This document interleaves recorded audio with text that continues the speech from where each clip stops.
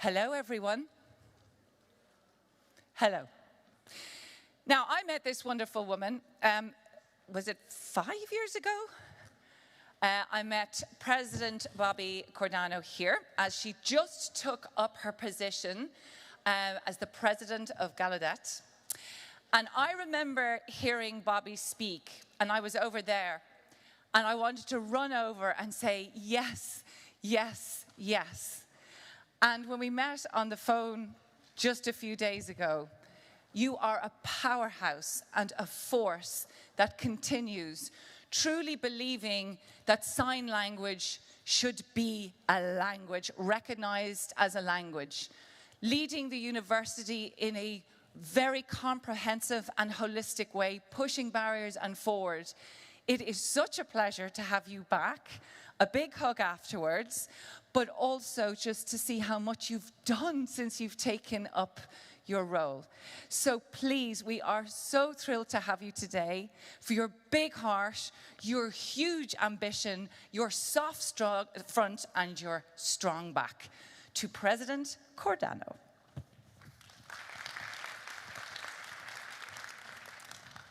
Caroline, it takes a big heart to know another individual with an equally big heart, so thank you for your warm welcome and your lovely comments.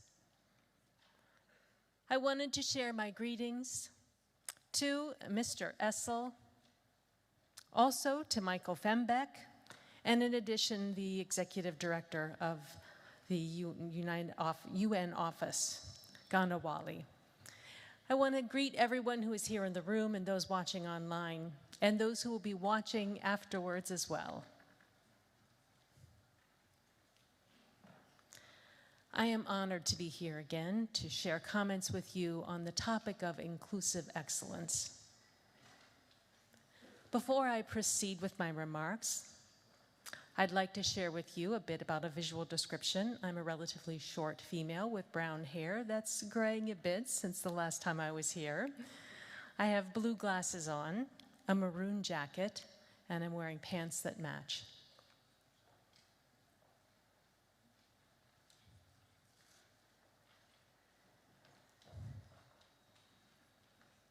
In my remarks today, I will be focusing on a promise that I began with around the importance of bilingual education. And this is a premise that holds true for deaf, hard of hearing, deaf-blind individuals, and truly every single person. Let me speak a bit about what bilingual education means. It is a visually centered, language-oriented education that is based on the use of a sign language as the primary language of instruction. The spoken or written language of the country is also taught and used primarily in printed form. Spoken languages within educational settings can be provided as an option, however not mandatory, dependent upon the child and family choices. So this method of instruction is so very important, and I'd like to share with you why that's the case. Sign language is a natural and primary mode of education for members of the deaf community, and it not only does it facilitate language access with one another, it goes far beyond that because sign language provides opportunities for social, cognitive, and cultural identities to be formed within individuals. And I'd like to start off with a clarification to make sure we all have a shared understanding of my use of the word deaf. It's not a word that we're afraid of. In fact, the word deaf for us actually means that you have some sort of hearing loss that's a 45 decibel loss or greater, and that includes people who refer to themselves as hard of hearing or deaf-blind. The term deaf, as I'll use it in my presentation today, is inclusive of all individuals who live with any form of hearing loss, whether you use sign language or don't use sign language.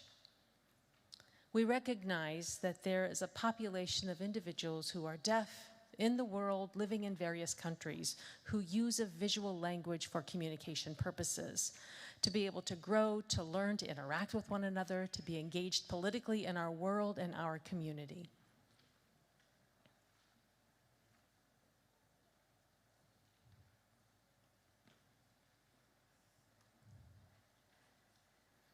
For us, we've seen far too many years of sign language as being marginalized, bit by bit, over the years, from educators, where more and more deaf and hard of hearing children are expected to be mainstreamed in spoken language environments, with accommodations being provided through interpreters or through captioning access.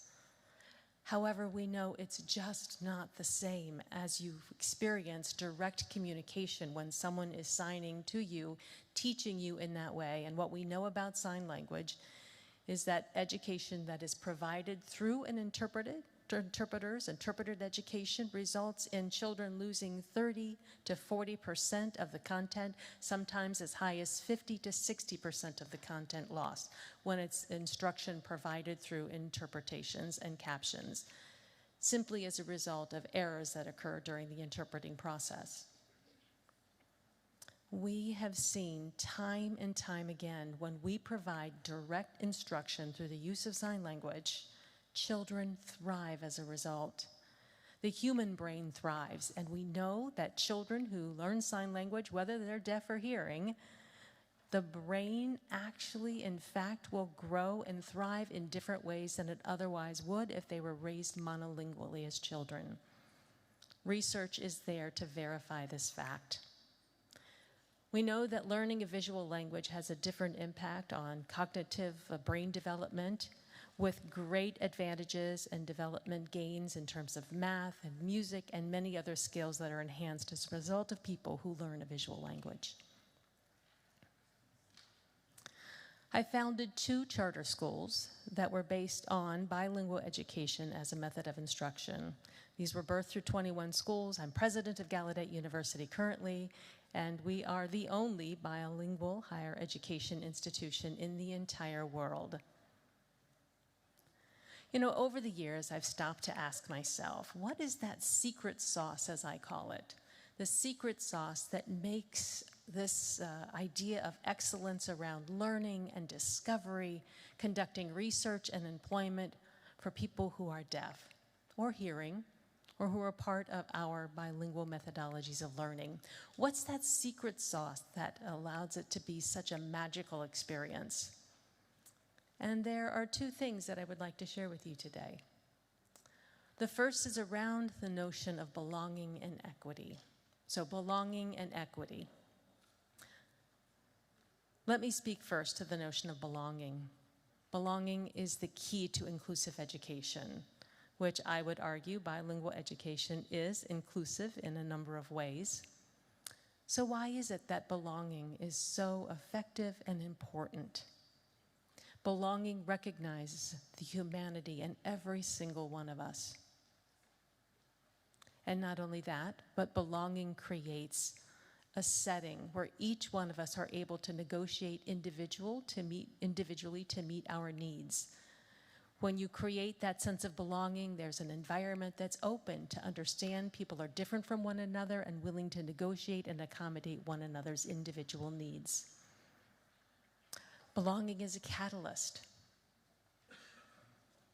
Because when you achieve belonging, you can have those critical, necessary conversations that are required in order for a person to be successful and thrive. We know and see through research that companies that offer and create opportunities to have inclusive workplaces and hire people with disabilities to their workforce, what we know about those companies is that their average revenue is 28% higher than other companies who don't have that diverse workforce, and 30% have greater profit margins as a result of their varied workforce, and have double the net income of their industry peers. And you can see those statistics on the slide here. These are astonishing numbers.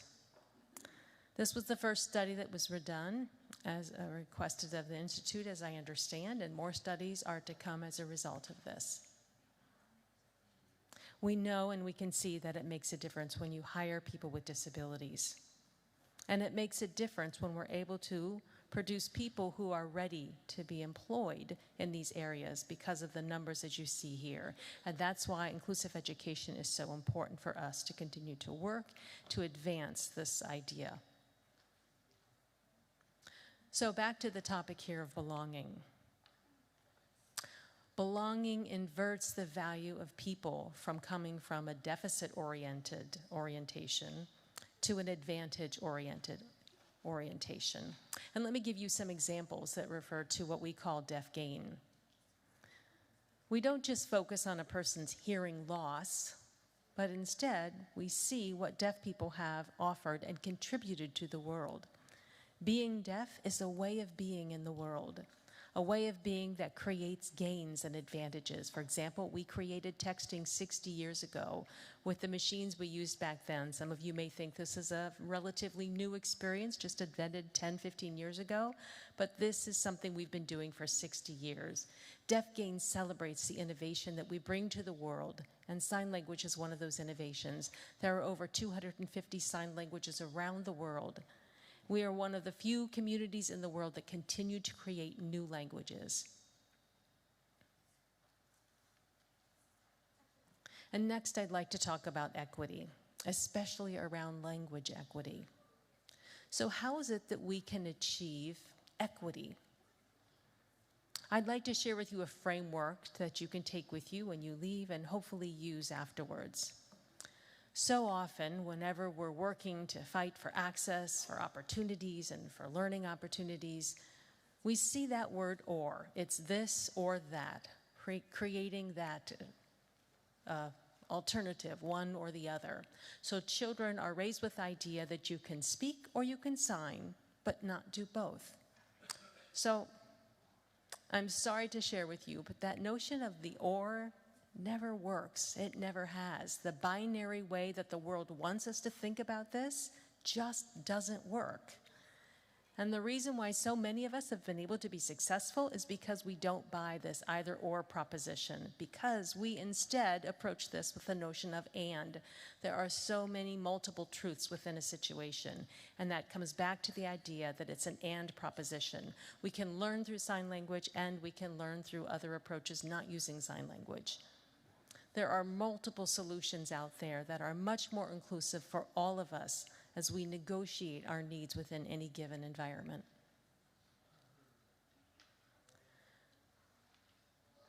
So I'd like to pose an idea to you, this idea around the fact that sign language is something that's used by deaf people, a language of deaf people, and that sign language is a solution for the world. And I know some of you have heard about, genetic engineering, and you may think that they're going to be able to cure deafness by eradicating the deafness gene. I don't believe that to be possible, because we know babies who are born deaf, they're going to be our best teachers in the world, because we need them more than ever. And here's why I say that. By 2050, 20% of the world population will be deaf. And if you're not already deaf in this room, if you already are, we weren't speaking to you, but if you're not deaf yet, by 2050, 20% of you will be. So imagine that statistic.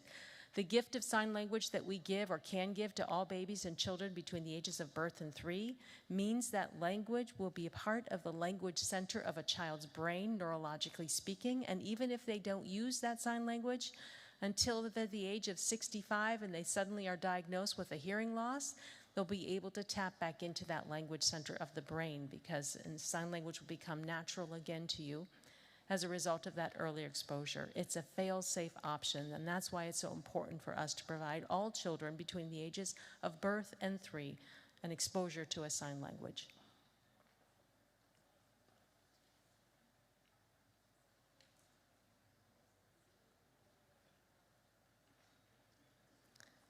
So what's important to think about here around belonging and equity is considering both of those notions within the context of bilingual education and visually centered education.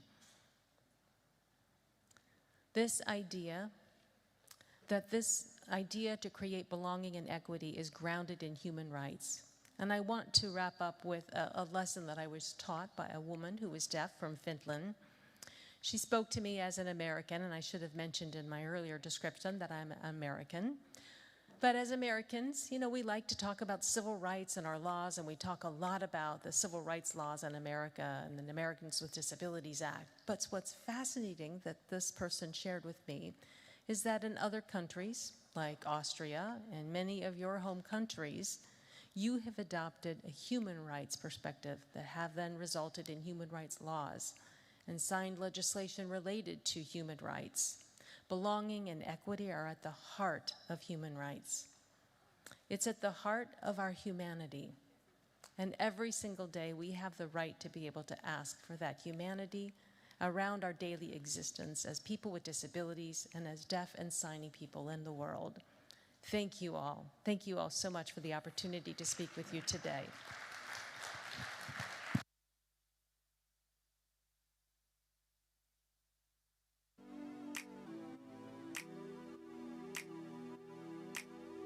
Gallaudet is so beautiful.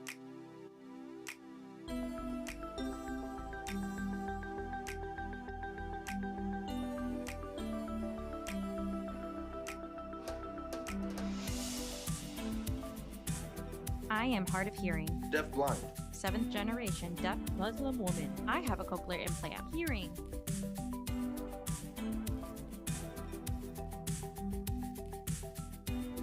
I am Black Indian from Pakistan. I am from India. I am a Pacific Islander. I am Mexican. International.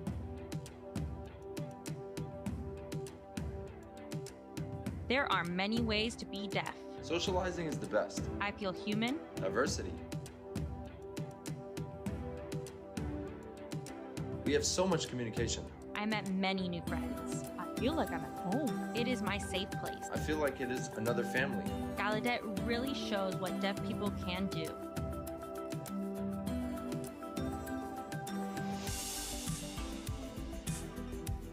Go Gallaudet!